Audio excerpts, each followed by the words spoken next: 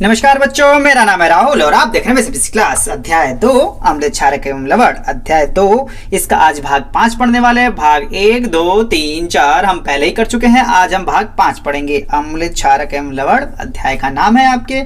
तो भाग 5 में बढ़ने से पहले हम थोड़ा सा देख लेते हैं भाग 1, 2, 3, 4 में क्या पढ़ा था। डिटेल्स नहीं देखेंगे, बस भाग में देखेंगे क्या क्या पढ़ा था। आपको डिटेल्स देखने के लिए वीडियो का लिंक डिस्क्रिप्शन में, वहां जाके देख सकते हैं। भाग 1 में हमने पढ़ा था अम्ल किसे कहते हैं, इसके 10 उदाहरण, क्षारक किसे किसे कहते हैं, अम्ल क्षारक सूचक किसे कहते हैं, रंग परिवर्तन, गंध परिवर्तन था। इस भाग 2 की बात करें तो ये भाई साहब भाग 2 की बात करें। भाग 2 में हमने पढ़ा था यहाँ पे अम्ल के रासायनिक गुणधर्म, अम्ल धातु की अभिक्रिया, अम्ल धातु कार्बोनेट की अभिक्रिया, अम्ल और क्षारक की अभिक्रिया, अम्ल धातु ऑक्साइड की अभिक्रिया और अम्ल और धातु सल्फाइड की अभिक्रिया कराई थी। और भाग 3 में देखें तो ये अम्ल के रासायनिक गुणधर्म थे। ये भाग 3 में क्षारकों के रासायनिक गुणधर्म थे। क्षारक का धातु के साथ अभिक्रिया कराई थी, क्षारक की अम्ल के साथ अभिक्रिया कराई थी, क्षारक की लवण के साथ अभिक्रिया कराई थी, क्षारक और धातु ऑक्साइड की अभिक्रिया कराई थी, जिसमें लवण और जल प्राप्त होता है। भाग 4 में हमने क्या सीखा था? भाग 4 में हमने सीखा था प्रबल क्षारक किसे कहते हैं, दुर्बल क्षारक किसे कहते हैं, प्रबल अम्ल किसे कहते हैं, दुर्बल अम्ल किसे कहते हैं। तो उम्मीद है चीजें क्या क्या हमने पढ़ी, थोड़ा सा रिवीजन टाइप का हो गया होगा। नहीं तो ज्यादा डिटेल देखने वीडियो आपको नीचे देखनी पड़ेगी। भाग 5 में क्या पढ़ेंगे? पीएच स्केल किसे कहते हैं। भैया कौन सा स्केल? बहुत सारे दुनिया में स्केल आते हैं, लोहे का आता है, लकड़ी का आता है, एक पीएच स्केल आता है। पता नहीं कैसा, ये पत्थर का होता है, कैसा होता है, आगे हम कैसा है पढ़ेंगे। दैनिक जीवन में पीएच का क्या महत्व है? दैनिक जीवन में पीएच का क्या महत्व है? उधर मतलब हमारे पेट में पीएच क्या होता है, वर्षा में पीएच क्या होता है, मुंह का पीएच कितना होता है, कीट का डंक क्या होता है, और मृदा और मृदा के बारे में। मृदा मतलब मिट्टी, मृदा मतलब मुर्दा, और कहीं और मत समझना कुछ, ठीक है। मृदा मतलब मिट्टी में पीएच कितना होता है, क्या इसका भी असर होता है, पीएच का असर क्या इस पे भी होता है, तो आगे बढ़ेंगे इस बारे में।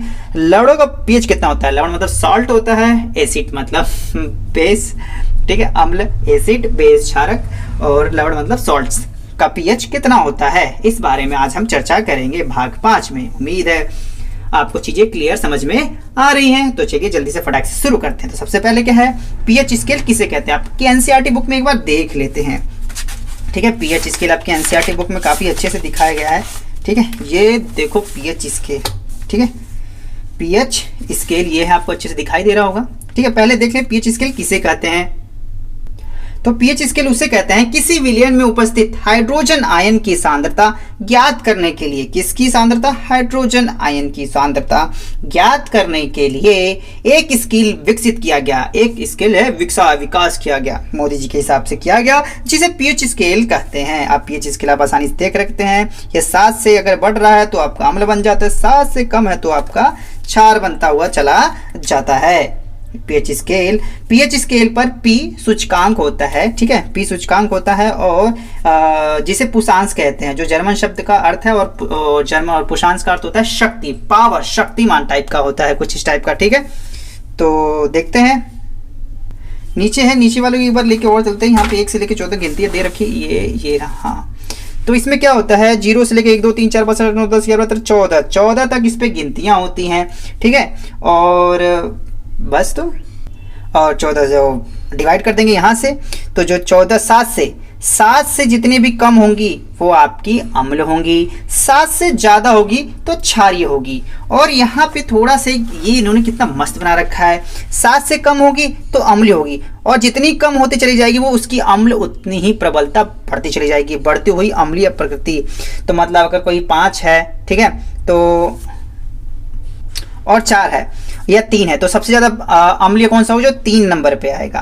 तो जैसे 7 से जैसे कम हो जाते हैं अम्ल की प्रबलता बढ़ती चली जाती है, और 7 से जैसे ज्यादा जाते हैं क्षार की प्रबलता बढ़ती चली जाती है। इसे लिखें कैसे, एक बार हम अपने नोट्स में से देख लेते हैं ठटाक से, ठीक है। तो ये देखो पीएच स्केल किसे कहते हैं, किसी विलयन में उपस्थित हाइड्रोजन आयन की सांद्रता ज्ञात करने के लिए एक स्केल विकसित किया गया, जिसे पीएच स्केल कहते हैं। पीएच स्केल पर पी सूचकांक है, सूचक है, पुषांश जिसे दिशा जाता है, पुटांश का जो जर्मन शब्द का अर्थ है, जिसका अर्थ है पावर, शक्ति। पीएच स्केल में 0 से 14 तक पीएच ज्ञात कर सकते हैं। और ये सारे क्वेश्चन आपके पेपर में पूछे जा चुके हैं प्यारे बच्चों। पीएच 0 या 0 से अधिक होने अधिक 7 से कम तो अम्लीय होगा, वही बात है। पीएच 7 है तो उदासीन होता है, जिसमें पानी भी आता है, पानी, ठीक है। तो पेपर पूछा जाता है पानी का पीएच कितना होता है, तो कई बच्चे कहते हैं ना खट्टा ना मीठा है, हो सकता है 0 पे हो, तो नहीं, इसका जो पुशांश होता है, जो पीएच मान होता है वो 7 होता है। प्यारे बच्चों ध्यान से थे ना, पीएच 7 से अधिक और 14 से कम क्षारीय होता है। ठीक है, और यहाँ पे देखते हैं पीएच 7 से जितना कम होगा अम्ल उतना ही प्रबल होगा। आपने पिछली कक्षा में पढ़ा था ना, भाग 5 पढ़ रहे हैं, भाग 4 हमने देखा था, भाग 4 में प्रबल अम्ल और 2 होते हैं। अम्ल तो होता ही है, प्रबल भी होता है, दुर्बल भी होता है। 7 से कम होगा, ठीक है, जितना कम होगा वो प्रबल अम्ल कहलाएगा, और 7 के पास जितना होगा वो दुर्बल अम्ल कहलाएगा। ठीक है, तो पीएच 7 से जितना अधिक होगा क्षार उतना ही प्रबल होगा, जिस 7 से जितना ज्यादा है उतना ही क्षारीय होगा, उतना ही क्षारीय होता चला जाएगा। ठीक है, तो ये चीज थी, और यहाँ पे आप चीजें देख भी सकते हैं। अगर आपको एनसीईआरटी बुक मिलेगी तो वहां पे अच्छे से प्यार से देखिएगा और चीजें आपको समझ में आएगा।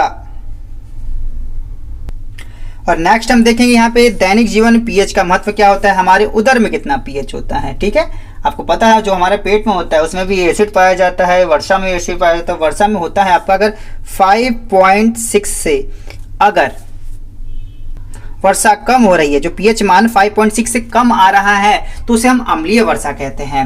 और कई बार हमारे मुंह में भी आता है, अगर मुंह में 5.5 जो पुशान से, ठीक है, पीएच स्केल में 5.5 से अगर पीएच मान 5.5 से कम आ रहा है तो हमारे मुंह में उसे समस्या हो सकती है।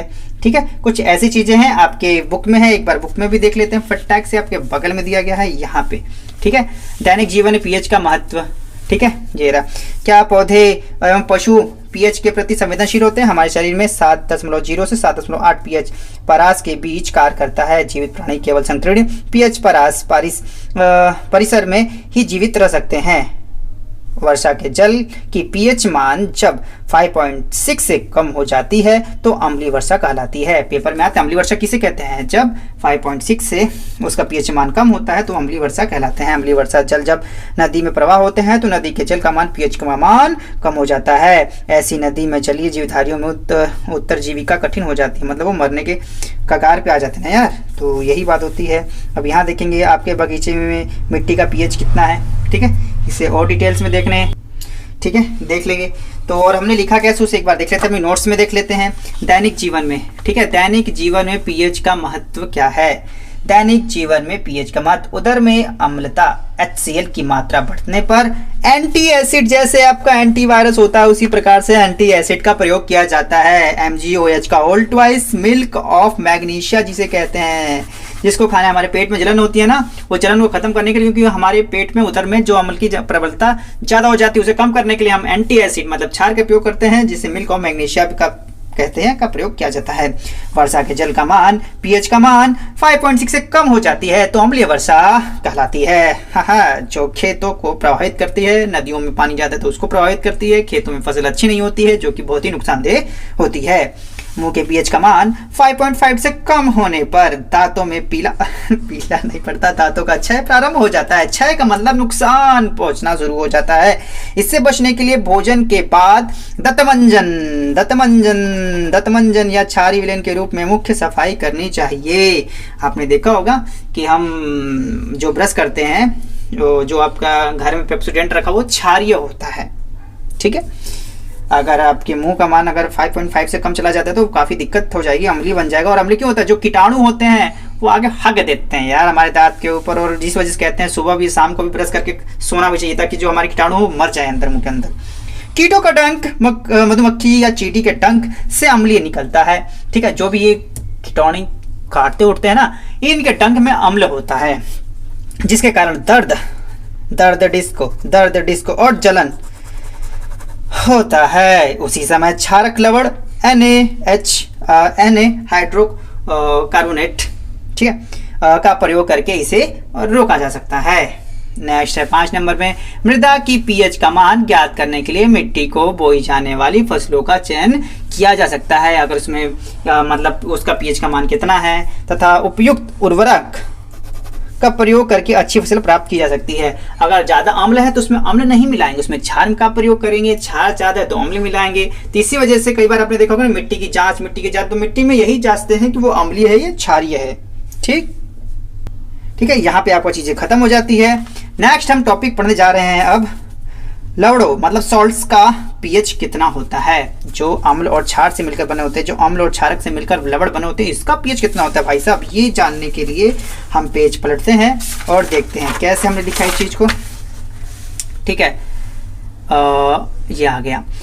लवणों का पीएच कितना होता है, सॉल्ट्स का पीएच कितना होता है। हम जानते हैं कि अम्ल व क्षार की अभिक्रिया कराने पर लवण व जल बनता है। क्षारक प्लस अम्ल अभिक्रिया कराने पर लवण और जल प्राप्त होता है। क्षारक लिख देते हैं अच्छे से, लवण और जल प्राप्त होता है। जैसे हम बचपन से पढ़ते हुए आ रहे हैं, मतलब क्वेश्चन के बचपन से, पाठ के बचपन से। यह अभिक्रिया उदासीनीकरण अभिक्रिया का होती है, मतलब अम्ल और क्षार को आपस में मिलाने पर लवण और जल प्राप्त होता है। इसी अभिक्रिया को उदासीनीकरण अभिक्रिया भी कहते हैं। प्रबल अम्ल व प्रबल क्षार के साथ मिलने पर, अब सीधी सी बात है, देखो क्षार भी दो प्रकार के थे आपके। इसको समझाने के लिए मैं यहाँ पे एक पर लिख लेता हूँ। ठीक है, क्षार रक और अम्ल। ठीक है, दो होंगे यहाँ पे होगा दुर्बल, ठीक है, और प्रबल। ये भी दुर्बल और प्रबल। ठीक है, यहाँ थोड़ा सा ऊपर नीचे से चल नहीं रहा। अब देखो ये ये दुर्बल प्रबल के साथ अगर मिलेगा, ठीक है, तो जो होगा, जो आपका लवण बनेगा, लवण प्लस जल तो बनेगा जलेगा। पैन तो पैन भी नहीं चल रहा है। ठीक है, क्षारक दुर्बल होगा, अम्ल प्रबल होगा, तो लवण क्या होगा, वो अम्लीय। ठीक है, अगर प्रबल क्षारक होगा, दुर्बल अम्ल होगा, तो आपका वो क्या बनेगा, क्षारीय। समझ रहे हो। अगर दोनों एक से एक जैसे हैं, ठीक है, दुर्बल ये भी, दुर्बल ये भी, प्रबल ये भी, प्रबल ये भी, तो आपका उदासीनीकरण अभिक्रिया, उदासीनीकरण। ठीक है, पेन अच्छे से नहीं चल रहा है, उसके लिए क्षमा याचना के प्रार्थी हैं हम। ठीक है, इसे लिखें कैसे एक बार देख लेते हैं, आपको और अच्छे समझ में आ जाएगा। तो बगल में लिखा भी गया है यहाँ पे आपका। ठीक है, यह अभिक्रिया उदासीनीकरण अभिक्रिया कहलाती है। प्रबल अम्ल मतलब पावरफुल और प्रबल क्षार से लवण बनना उदासीन होता है, जिसका मान पीएच का मान 7 होता है। ठीक है, जो इसमें बनेगा इसका मान 7 होगा और ये 7 से ज़्यादा होगा, और ये इसका मान पीएच में 7 से कम होगा। तो वही बात है, थोड़ा सा देख लेते हैं कैसे है आपका प्रबल अम्ल। प्रबल अम्ल याद, प्रबल है अम्ल और क्षारक से दुर्बल लवण अम्लीय होता है, तो इसका पीएच मान 7 से कम होता है। बिल्कुल सही है। दुर्बल अम्ल व प्रबल क्षार से बने लवण क्षारीय होते हैं, इसका मान पीएच मान जो होता है 7 से अधिक होता है। उम्मीद है ये आपको इतना मुश्किल नहीं लगा होगा। और जो इसकी पीडीएफ है मैं टेलीग्राम पे पहले दे चुका हूँ। प्यारे बच्चों, अगर आपको इसको डाउनलोड करनी है पीडीएफ, तो आपको माई सीबीएसई क्लास के टेलीग्राम को ज्वाइन करना होगा, जिसका लिंक डिस्क्रिप्शन में मैंने दे दिया है। ये यहाँ पे समाप्त हो जाता है।